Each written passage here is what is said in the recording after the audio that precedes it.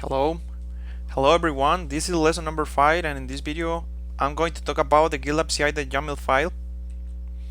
Um, this video is really important in the tutorial because, as we already covered, we did all things manually. For example, we build image, we run image, we build a container uh, using Docker. But we did all that things manually. Also, when we were working with the runner, we did all manually the communication with the registry. But that's not the way we want to do that. We want to do that dynamic using the Gitlab-ci.yml file. And as we are going to see, it is kind of simple when we understand how does it work. But let's start. I will cover this in this lesson because I think it will be really good to cover this before starting with some demo applications and some real implementations we are going to do. Let's see. This is the project that we have used during this tutorial, and I create some simple files. It is the simple project we will have, I think, and I recreate a new scenario we already did.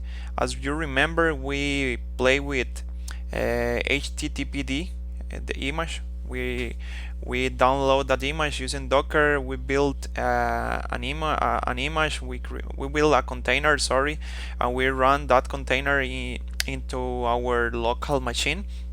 We access that container using our web browser, and we found the HTML file we create in that case. I'm going to do almost the same in this case, but in this case I'm going to do this dynamically using the Gitlab-ci.yml file. As you remember, we also have a Docker file. Let me open this file because it's the same. We use this image and we copy the index.html into this path, to this directory. I put that file in here, this one. It's almost the same we did. Hello from Gitlab-ci tutorial. But in this case, I create a new file because we did all that things manually. We ran, as you remember in that video, we did Docker build the tag of the image, and after that we move the index.html from the current directory into this path, this one. And in this case we are going to do the same, but in this case using this file. Let's take a quick overview of this file. It is just a simple implementation. Sometimes we need some tricks in order for it to work. It depends on what you need, but for you to know, Gitlab-ci.yml file is almost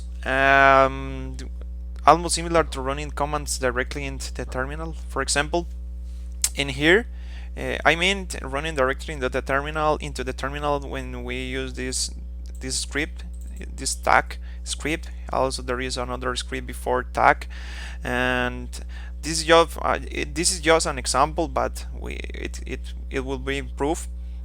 But let's take a look.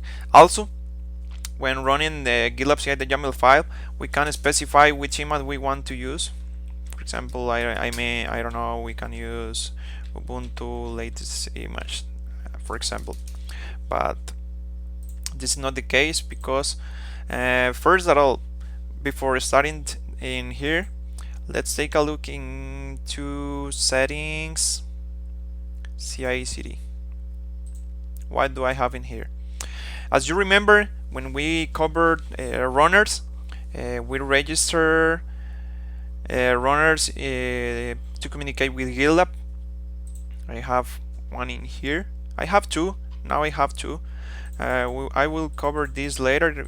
Maybe I will cover the difference of these two implementations, and not maybe. I'm covering this later, but not in this video. In the next videos. Because this one is for Docker in Docker, and this one is for Docker shell, for using shell. And for this video I'm using this one. Why this one? Because I want to communicate with my local machine, And as you remember, the runner is just a mediator, and in this case this is a Docker a shell executor, this one. Let me share my screen, my other screen. It is here because I'm using a virtual machine.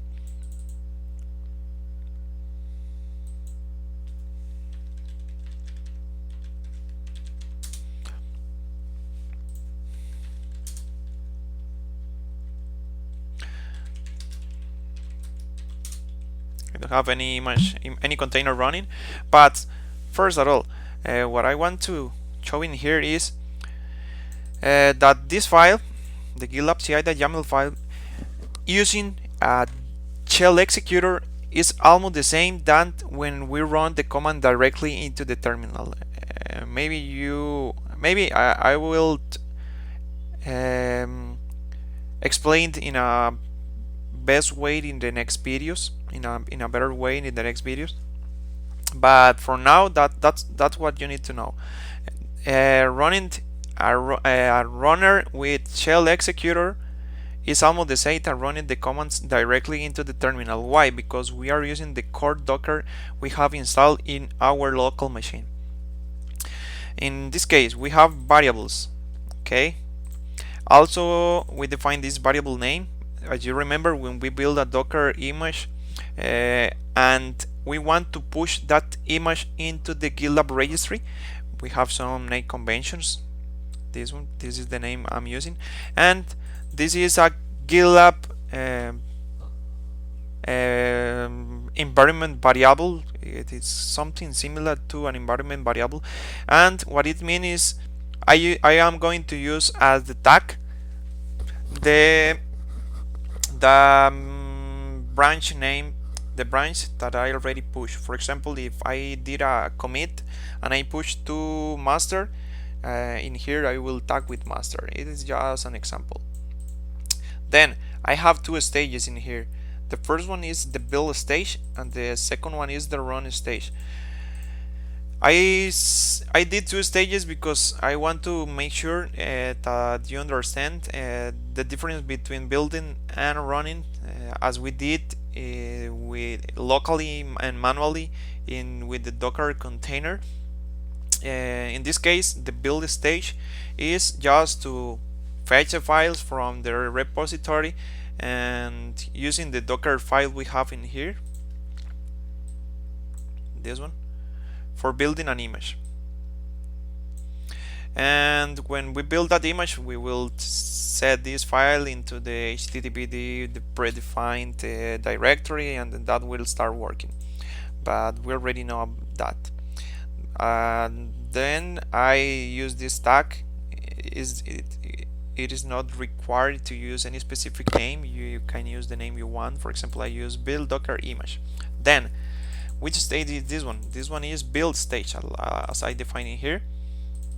And what I'm going to do in this stage, using scripts, because remember that this command is almost the same that doing a copy paste and running these commands into the terminal.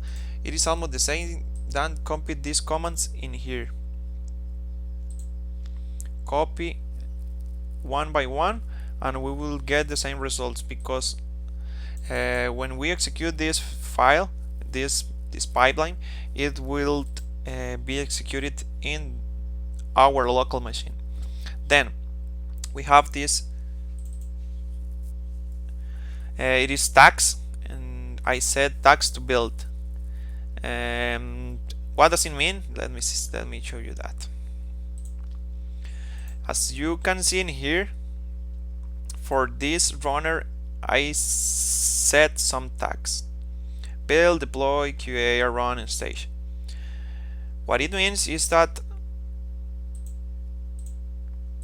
this runner will execute just image that belong to these tags. For example, in here I define build, and in here I define run. And this runner also have these tags. It means that this runner can take this file, this execution. If, for example, I define in here, I don't know, build version 2, it won't run because I don't have any runner in here with that tag. Maybe if there is a chart runner, GitLab runner in here with that tag, that image will be run in that in that runner, but otherwise it will not be executed and it will fails. Then we have the run docker image, and this is stage equal run. In this case, here I log into the registry we already did. Then I build the image with the tag. In this case, I use the tag. As the tag, I use the test name, this one, and then I push the image to the GitLab registry. Let's do something before. I already have this in here. Let me remove this just for you to see the difference. Then in the run stage, I log in to the registry also. Then I pull the image we already built, this one that we push. Then this is kind of tricky steps. What I'm doing in here, I'm killing any process in the Docker, because remember that we are using our Docker, and if we run any image in there, it will be still running, and we must kill that image. We must kill that container before executing another one with the same name. Then I start the container as we already did in the previous videos. Use docker run, detach, and the port mapping, the name of the container, and finally this is the name and this is the container I'm going to run. Okay, I will not do any changes in Git, but I will commit these changes. I will commit this file, just commit, because there are no changes, and it will start a pipeline in here.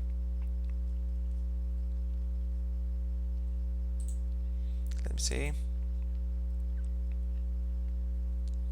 It will start in here.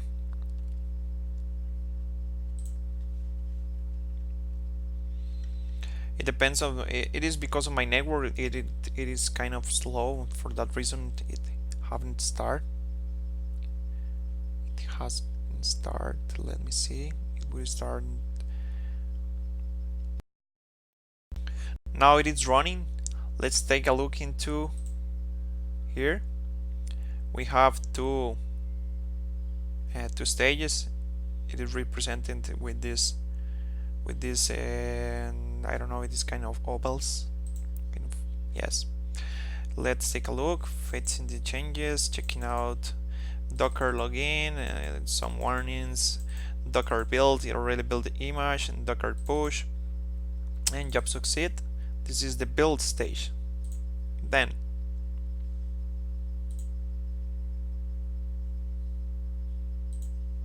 let me see. It's running. It will start in any moment. Now the job is running. As you can see in here, fetch changes also. Docker pull the test name or we define. Docker kill for checking if there is any image, any container running. And Docker run and job succeeding means that the container already start. Let's take a look into my local machine. Let me show you here. Okay. And wait. Let me see. As you can see, now we have container running. And let's open this web browser, and it is running. Hello from Gitlab-ci.yml. If we do any changes in here, for example, not in here, in this file, let's suppose I add another header or whatever you want, it will be reflected into our Docker image, into our Docker container, sorry, and we will get that changes done. In this case, we are just building an image, but for the next videos we will doing some testing, continuous integration, and also continuous deployment. And this is more related. This video is more related with continuous deployment, but Okay, we will cover that later. But that's all from this video.